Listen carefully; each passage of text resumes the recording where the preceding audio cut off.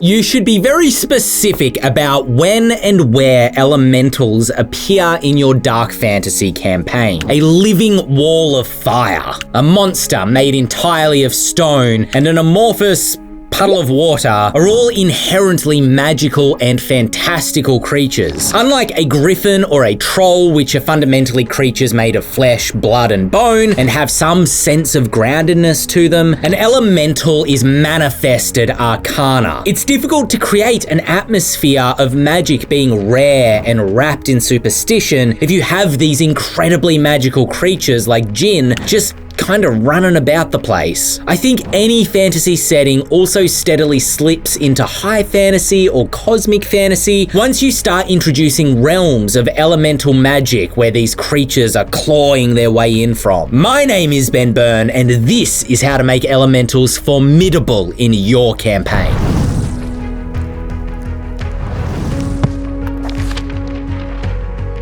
You should be picky when it comes to choosing monsters for encounters. It should make sense in your campaign world why a certain type of monster has appeared if you want to maintain a dark fantasy atmosphere. Where do they come from? In Grim Hollow, the Valican clans believe the world was created from the body of the great prismatic worm Gormadraug. For a time, Gormadraug was the living world, and from the great worm spawned the four primordials: Citralak, the living mountain, Lady Morikesh, the flameborn, Alondo, lord of the depths, and Ilara, the queen of air and shadow. When a druid draws on the primal power of the natural world, they are drawing on the power from one or more of these primordial beings. An elemental is a living aspect of these primordials, a part of them that is given consciousness and perhaps an identity. Another way to think about it is that elementals are the life created by the primordials in their image, just as the gods created mortals within theirs. Importantly, however, elementals don't just wander around openly and freely. They form where the elements are strongest. Miorcs crawl from lava vents, and fire elementals spark to life in the hottest parts of the Castanelan desert. Ice mephits form from icicles in frigid caves, and the stone-born trolls are slowly awoken deep beneath the earth. These monsters should appear in your campaign where the elements themselves are most extreme. They should signal to your players that their characters have traveled somewhere extraordinary. This is also why you should keep elementals relatively rare, so that these places and encounters feel extraordinary when they happen. Confronting a living storm atop a tempestuous mountain, clouds weaving like serpent coils, is less amazing if an air elemental served you dinner the night before. Lest your campaign become predictable, you can also mix and match the elements of the environment to sometimes try to catch your players off guard. For example, if they're adventuring in a frozen landscape like Valika, their destination could be a dungeon inside of a volcano. If they've delved deep inside a mountain, they could discover an underwater lake with even murkier depths. Therefore, you're sort of changing the expected elemental encounters that the party may have prepared for. Another suitable place you could have elementals appear is when they have been conjured and bound by mages. In the games that I've run, Aza are fire elementals that have been arcanely encased in iron to serve a mage. Encountering bonded elementals provides an opportunity for creativity, but to maintain a dark fantasy atmosphere, this should still be a rare practice in your world. Think still. Where are these mages discovering such arcane and unique creatures? Where do elementals come from?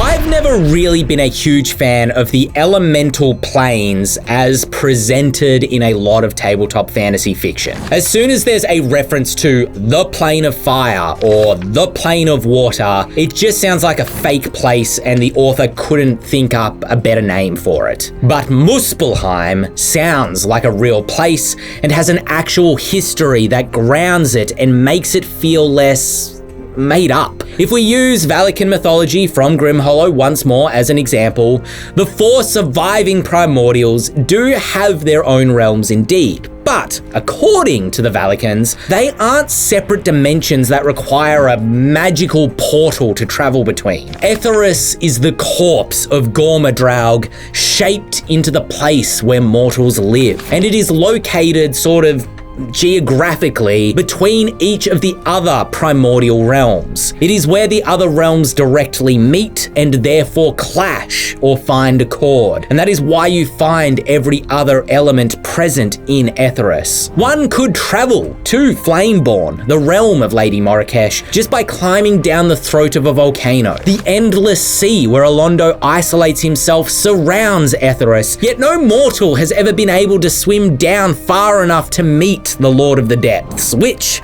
by the way, is Alondo's design. This is admittedly a subtle reframing of primordial realms. Magic is likely still required to safely enter into Flameborn, but it would still be a journey to get there, rather than something a mid-tier mage can just snap their fingers and make happen with a magical portal of some kind. Mechanically, with systems like 5e that make reference to, for example, communicating or teleporting with creatures on the same plane of existence, you could still consider the primordial realms to be separate planes. The earth is made of the different elements, and so rather than these creatures feeling supernatural and coming through magical gates, they could just have a natural feeling to them, like they are the most natural part of their environment. Speaking of Valican mythology, it's probably worth letting you know that Ghostfire Gaming's latest Kickstarter is Grimhollow Valican Clans. It's our first Grimhollow Kickstarter since the Monster Grimoire, which was almost 2 years ago now. The Raider's Guide to Valika is so dense with new character options based on which clan your character is from. There's an entirely new subclass style intended to evoke the warrior culture of Valika. Saga of the Seasons is an adventure book which you and your party will use to weave an epic and personal tale of your very own Valican clan. The harsh environments of Valika will be the perfect place if you want elementals to feature as part of your campaign, so check it out. Elementals are literally forces of nature, so you can go big with how dangerous you want them to feel. I think two things are really important to keep in mind when describing elementals. The first is to focus more on the senses of touch and sound to make the arcane effects of their presence really felt by the player characters. Does the hair on the character's arms stand on end when the ionizing presence of an electrical elemental is near? Do the characters feel the heat on their exposed skin when merely standing near a living flame? The second thing is to play up how inhuman and unpredictable these creatures would move and seem, how alien their thought processes would be, and generally informed by the element that they represent. The personalities of the Valican primordials reflect this. Citralak, the living mountain, being almost immovable from his opinions once his mind is made up. Meanwhile, Lady Morikesh, the Flameborn, is unpredictable, and her agents are as likely to be powerful allies one minute and become dangerous foes the next. But of course, even their movements should seem only natural to the element that they represent. A fire elemental may only approximate human form, its limbs naught but gouts of flame that reach out and withdraw. An earth elemental may not raise their heavy arms at all, but instead cause sharp spears of earth to erupt from the ground around them. An air elemental may be formless, or it might look like a pillar of smoke or fog, seeming to dance ceaselessly as folks are torn apart nearby it, seemingly by nothing at all.